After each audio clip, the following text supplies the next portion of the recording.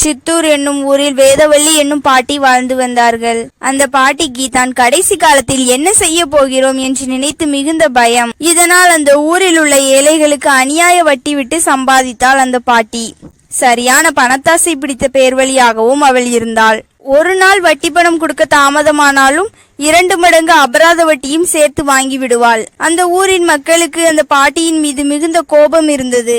இந்த வயதில் இந்த பாட்டி இப்படி அநியாய வட்டி வாங்கி இந்த பணத்தை சேமித்து வைத்து என்ன செய்ய போகிறாள் என்று அந்த ஊரின் ஏழைகள் மிகுந்த கவலைப்படுவார்கள்.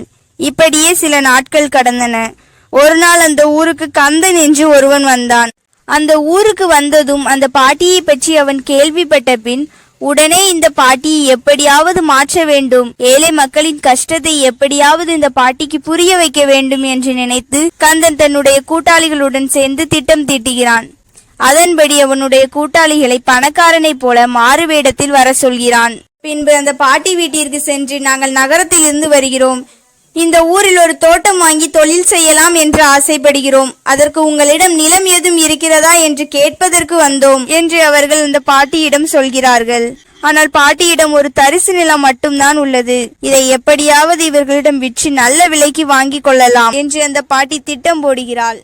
உடனே அவர்களை அழைத்து வீட்டிற்குள் உட்கார வைத்து மோர் கொடுத்து தன்னிடம் ஒரு நிலம் இருப்பதாகவும் அது நல்ல விவசாய நிலம் என்றும் அவள் பொய் சொல்கிறாள். அப்போது கந்தன் வீட்டிற்கு வெளியே நின்று கொண்டு அம்மா அம்மா என்று குரல் கொடுக்கிறான். சத்தத்தை கேட்டு வெளியே சென்ற அந்த பாட்டி கந்தன் கையில் ஒரு மூட்டையுடன் நின்று கொண்டிருப்பதை பார்த்தாள். அப்போது அந்த பாட்டி, யாரப்பா நீ, என்ன வேண்டும் என்று கேட்கிறாள். அம்மா, நான் பக்கத்து கிராமத்திலிருந்து வருகிறேன், என் மகனின் மேல் படிப்பிற்கு பணம் தேவைப்படுவதால் நான் என் மனைவியின் நகைகளை கொடுத்து பணம் வாங்கி கொள்ள வந்தேன் என்று கந்தன் கூறுகிறான். கந்தனின் பேச்சில் அந்த பாட்டிக்கு நம்பிக்கை வரவில்லை. இதனால் நான் வட்டிக்கு பணம் கொடுப்பேன் என்று யார் உன்னிடம் சொன்னது என்று அந்த பாட்டி அவனிடம் கேட்டாள். உடனே கந்தன், இந்த ஊரில் யாரை கேட்டாலும் உங்களிடம்தான் பணம் சீக்கிரம் கிடைக்கும் என்று சொல்கிறார்கள் என்று கந்தன் அந்த பாட்டியிடம் சொல்கிறான். நகையை பார்த்த அந்த பாட்டி ஒரு நிமிடம் யோசிக்கிறாள். இவனிடம் குறைந்த விலையில் இந்த நகைகளை வாங்கி கொண்டால் வீட்டிற்குள் இருக்கும் பணக்காரரின் மூலமாக நல்ல விலைக்கு விற்றுவிடலாம் என்று அந்த பாட்டி திட்டம் போடுகிறாள். உடனே அந்த பாட்டி கந்தனிடம், நான் இதை ₹1,00,000 வாங்கி கொள்கிறேன் என்று சொல்கிறாள். அதற்கு கந்தன், கொஞ்சம் கூட போட்டு கொடுங்க அம்மா என்று கெஞ்சினான். உடனே அந்த பாட்டி, ₹1,00,000 தருவதாக இருந்தால் தாய், இல்லை என்றால் கிளம்பு என்று சொல்கிறாள். உடனே கந்தன் ₹1,00,000 வாங்கி கொண்டு அந்த பாட்டியிடம் மூட்டையை கொடுத்துவிட்டு உடனடியாக அந்த இடத்தை விட்டு கிளம்பிவிட்டான். இந்நேரத்தில் பாட்டியிடம் பேசிக் கொண்டிருந்த பணக்காரர்கள், இன்னொரு நாள் வருகிறோம் என்று சொல்லிவிட்டு கிளம்பிவிட்டனர். பாட்டி அவர்களை அனுப்பிவிட்டு மீண்டும் அந்த நகையை எடுத்து பார்த்தாள். அப்போதுதான் அது ஈயம் பூசிய நகைகள் என்று பாட்டிக்கு தெரிந்தது.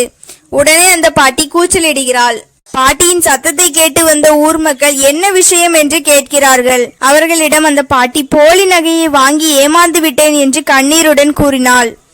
அதற்கு அந்த ஊர் மக்கள், அநியாய வட்டி வாங்குபவர்கள் எல்லாருமே கடைசியில் ஏமாந்துதான் போவார்கள் என்று சொல்லிவிட்டு கலைந்து விட்டனர். அதற்கு பின்புதான் அந்த பாட்டிக்கு ஏழை மக்களிடம் அநியாய வட்டி வாங்கி அவர்களை துன்புறுத்தி கிடைக்கும் பணம் நிலைக்காது என்பது புரிந்தது. உடனே அந்த பாட்டி ஏழை மக்களை ஏமாற்றி சம்பாதித்த பணத்தை அவர்களிடமே திருப்பி கொடுத்துவிட வேண்டும் என்று முடிவு செய்கிறாள். இந்த கதையின் நீதி, உழைக்காமல் ஊரை ஏமாற்றி சம்பாதிக்கும் பணம் ஒரு நாளும் நிலைக்காது.